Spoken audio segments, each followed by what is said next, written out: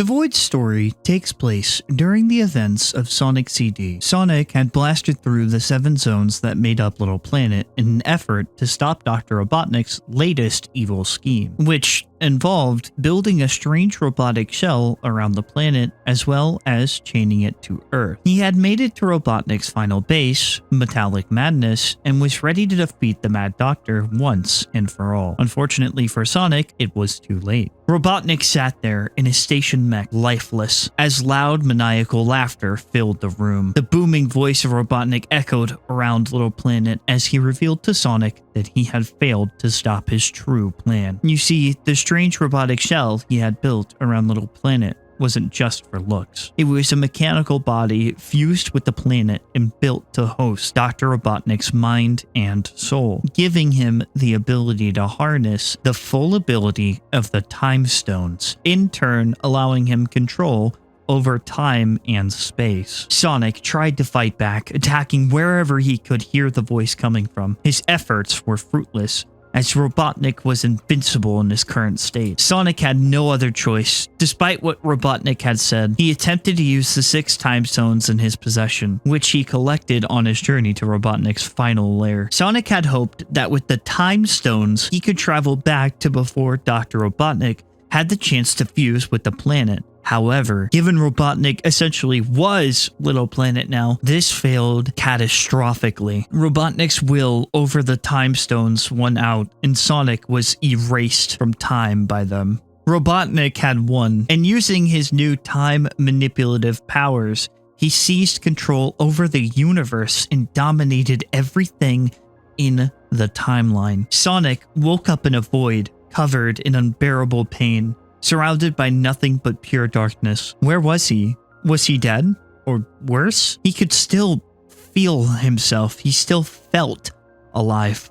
But at the same time, he felt empty, whatever that meant. He could still move, so he ran. He ran harder than he's ever ran before. Suddenly, Sonic was engulfed in light. His immense speed had somehow allowed him to escape the time punishment and warp back to his timeline. However, when he arrived, everything was wrong. The pain hadn't left. He still felt empty, but he was back in his world? Why wasn't everything normal again? The short relief he had was replaced by immense fear as he stumbled around Green Hill, begging for help. It looked different. The water seemed evaporated. The grass was decayed. Sonic, for the first time in his life, was terrified. Why was everything going wrong? Suddenly, a spark of hope. He had spotted a confused-looking Tails, viewing his surroundings in complete shock. "Tails!" Sonic cried out to his friend. Maybe he could figure out whatever was wrong with him. Huh? Who's there? Shocked to finally hear another voice. "Tails, I need help. It hurts. Please, fix this!" Sonic mumbled as he got closer and closer to Tails, who turned around to see whoever was trying to speak with him, only to be met with a horrible display. Tails' mind couldn't comprehend what he was seeing. Before he could even process what it was, he was torn apart in an instant and consumed by the non-existent entity before him. The only thing Tails could do was scream in pure agony as he was absorbed into the face of the anomaly that called himself Sonic. Sonic paused as the screams continued. He collapsed to the floor. They weren't stopping. Why weren't they stopping? He begged Tails to stop screaming, but nothing worked. Everything was wrong. Years have passed. Robotnik rules over Earth and many other parts of the universe. Because of his time powers, nobody can fight back against Robotnik. Nobody except Sonic. Sonic, being an entity that exists outside of time's rules, makes him one thing Robotnik can't control, and he vows to make Robotnik pay for what he's done to the universe, what he's done to him. Thanks to Tails, Sonic figured out long ago that if any living thing views him, they'll be absorbed into the black hole that makes up his non-existent face. Sonic wears the face of a destroyed Batnik as a mask, so said incident never happens again. He struggles to move on past the event, and the ever so constant screaming of his former friend makes it harder to forget. No matter how much he's been able to drown it out over the years, Sonic's on the brink of insanity. He's very emotionally unstable and struggles with his own identity. Picking up the name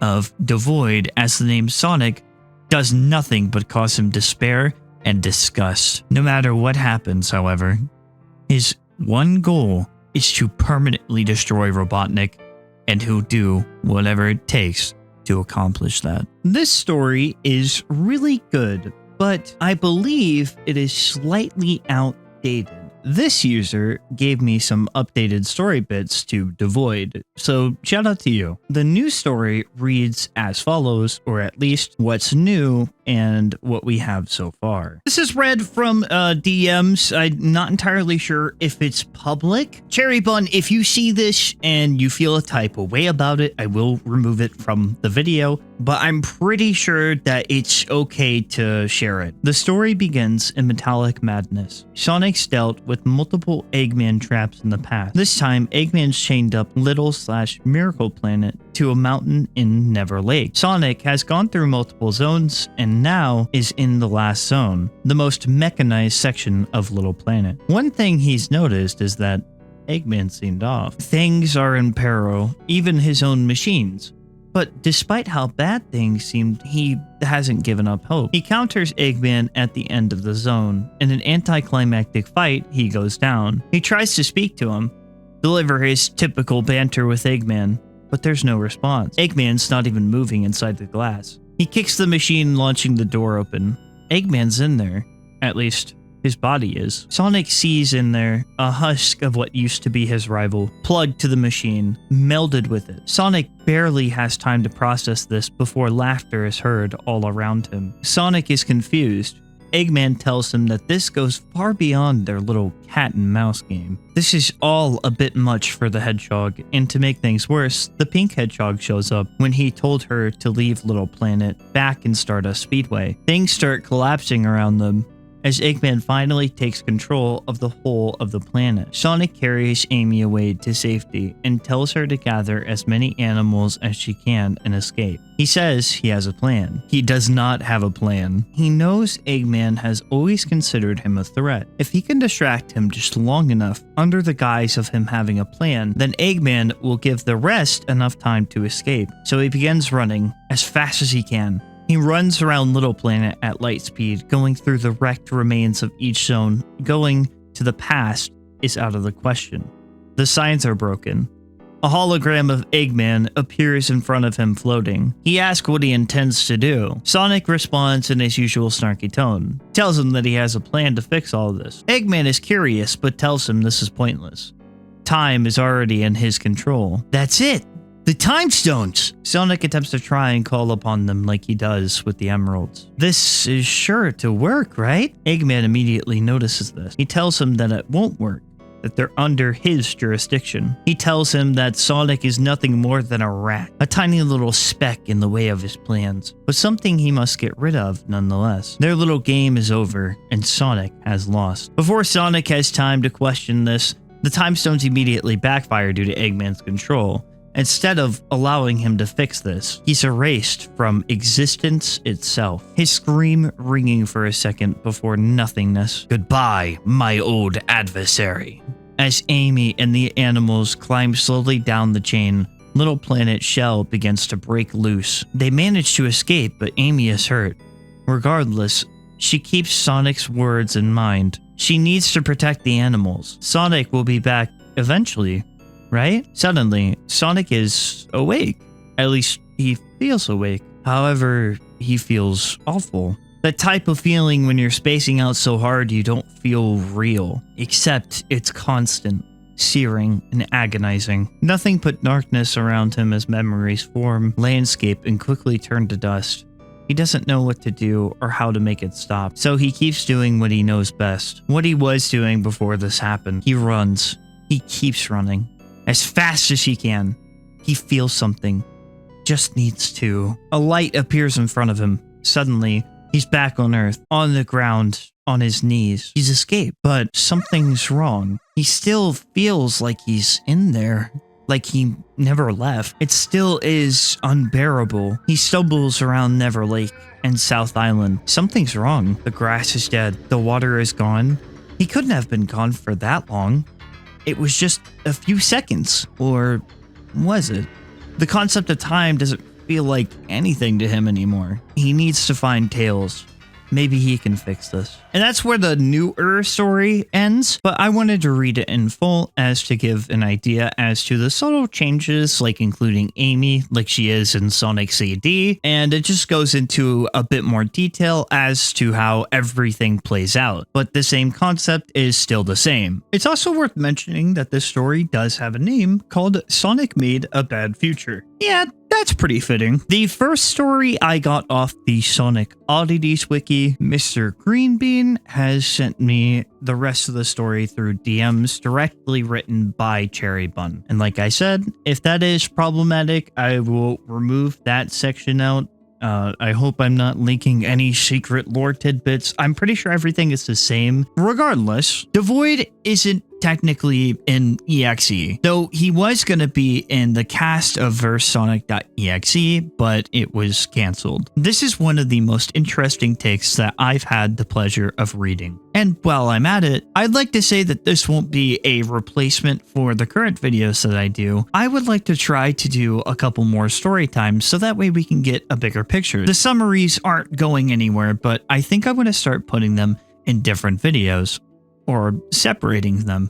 So let me know what you think down below. I'm going to start reading the creepypastas and maybe giving some of my thoughts after I read them. As for this, I think that this story is amazing. Now, if you guys watched my tier list video, you guys would recognize this guy. And yes, this is the full story. And I can't emphasize enough that Cherry Bun did an amazing job with the character. So the link for Cherry Bun will be down in the description below. But I think one of the best parts about this particular Sonic is that it's entirely possible and it seems like a viable Sonic plot. We already know that Sonic does amazing with its darker plots. I mean, think the Metal Virus from the comics, or perhaps more well-known, Sonic Frontiers. And you could say what you want about the story, but I actually like the direction that it was taking with it. And this really leans into the idea that Sonic loses everything. Kind of like Sonic Prime, but there was actually a consequence to Sonic losing to Robotnik. In Sonic Prime, Sonic doesn't necessarily lose everything. In fact, he gets to create a lot of memories. Honestly, I haven't finished all of Sonic Prime. I'm only on the second season. So if he does lose everything and everything goes dark, I guess I'll find out. Though there was a consequence to this, he got to make a lot of friends and create a lot of memories and get like a few upgrades. But there was a point where in Sonic Prime, he did technically lose to Robotnik. The story wasn't as serious, whereas Devoid's case is if Robotnik wins, it's absolutely awful. I want to say something else about Devoid is his design is really good. So this is one of his older designs, or his oldest design, where it was actually a Majin mask, which this was drawn by Cherry Bun, which I thought was interesting because it looks really good. Devoid also was supposedly going to have a metal mask, as in Metal Sonic, which I thought looked really cool, but the thing that he has now kind of makes sense because he's trying to pick up and find anything that he can put onto his face to stop whatever happened to Tails from happening again. He even had his FNF sprite and also his pixel art. This is by far one of my favorite designs and a really good short story. You guys can check out his page down in the description below. And if you like these storytime videos, let me know down in the comments. And let me know what creepypasta you'd want me to read or anything along that vein. A huge shout out to Serenity for lending me her voice. For Tails, links for her will be down in the description. Thank you everyone so much for watching. And remember, stay freaky. I'm sick of your shit, Sonic.